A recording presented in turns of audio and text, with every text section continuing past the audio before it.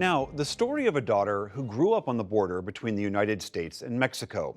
She searches for herself while also coming to grips with her father's mental illness. Amna Nawaz has the latest selection from the NewsHour bookshelf. There's a fluidity to lives lived along the United States southern border with Mexico that at times has had few boundaries. That is the life Jean Guerrero has lived, the child of a Mexican father and a Puerto Rican mother.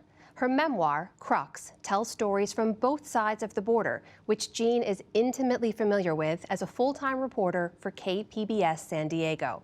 Jean, welcome to the NewsHour here in person. We've talked remotely, but it's really nice to have you here in the studio. I'm so happy to be here. Thank you. Congratulations on the book. It's a beautiful read. I want to ask you, though, you are a journalist. You've talked about your philosophy, the truth and nothing but the truth. When you're talking about your own family, though, it's really hard to disentangle fact from emotion sometimes. What was that like for you? I mean, for me, the reason I chose to do this very personal story as journalism was because I felt that I needed these fact-based tools that I developed as a journalist to sort of disentangle myself from my father. I mean, this is a story about my quest to understand my father, who for a long time believed that the CIA was after him, and it was very difficult for him to tell what was fact and fiction. And he sort of brought me into that as a little girl because he had such a strong influence on me as a child because he was my primary caretaker for the first few years. And I spent so much time with him. So I felt like I needed to use journalism to disentangle myself from my father, figure out what of the things that he was telling me were true and what wasn't true, so that I myself could sort of start to follow my own path. This is your story, ostensibly, but the through line is your father, right? Why that lens? Why did you decide to present it that way? The change that he underwent when he became first depressed and then eventually became convinced that the CIA was beaming voices into his head and doing things like wrapping himself up in aluminum foil to block out the voices, allegedly. At one point, he destroyed the condominium that he was living in. That drastic change between the playful, loving, doting father that I'd had as a child and this sort of lost father that he became was very traumatic for me. And I developed this obsession with trying to recapture the father that he once was. And as a teenager, that manifested in really self-destructive behavior, where I was experimenting with drugs and I was going into Mexico and doing these very irresponsible things. So I saw Mexico as this way of exploring my father. He instilled in me my journalistic curiosity because I believe that curiosity is driven by the sort of same impulse that drives madness in a sense. It's this sort of restlessness of intellect. You talk a lot about how you're perceived growing up, how people see you, but as a lot of people with hyphenated identities know, it's also about how you self-identify. Exactly. So after this journey, how do you self-identify? I don't feel like I have this fixed identity. Like for me, discovering who I was, it's always about navigating lines between the United States and Mexico. My mother's from Puerto Rico, so there's that.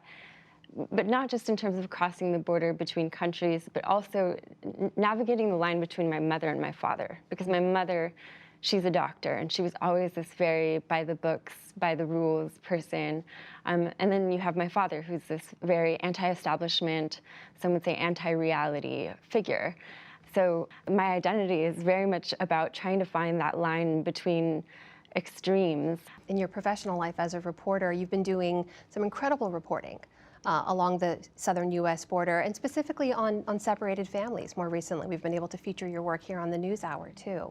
How has this story that you've uncovered about your own family and how you cross borders, how your ancestors cross borders, how has that influenced or informed how you report on this story now?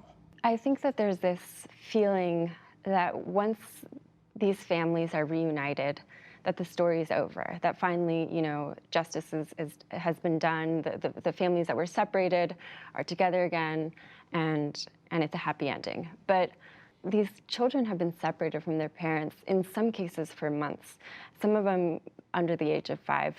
And that's a trauma that is long-lasting, and it's something that I know from talking to these families, They really want access to mental health services. The struggle for them is not over because, you know, the children are acting out. They're having nightmares, night terrors, crying all the time because they think that their parents are going to be taken away from them again. What is your relationship like today with your father, to whom you've devoted so much time and energy exploring and understanding? What's it like today? He was initially very concerned about it because he thought that it would bring the attention of the CIA and because of the things that he believes. But when he realized what was driving me to write it, it was just this thing that I'd had to do since I was a teenager, really. He became very supportive, and he actually showed up to my launch party in San Diego, and I was very surprised to see him there. He just asked me not to tell anybody that he was there because he didn't want people turning around and looking at him and saying, "That's the father in the book." But he was there, and he showed up on his motorcycle and stood in the front row, and it just meant the world to me. It's a beautiful story, both his story, yours, your entire family's, going back generations. The book is Crux, a cross-border memoir. Jean Guerrero, thanks so much for being here. Thank you so much for having me.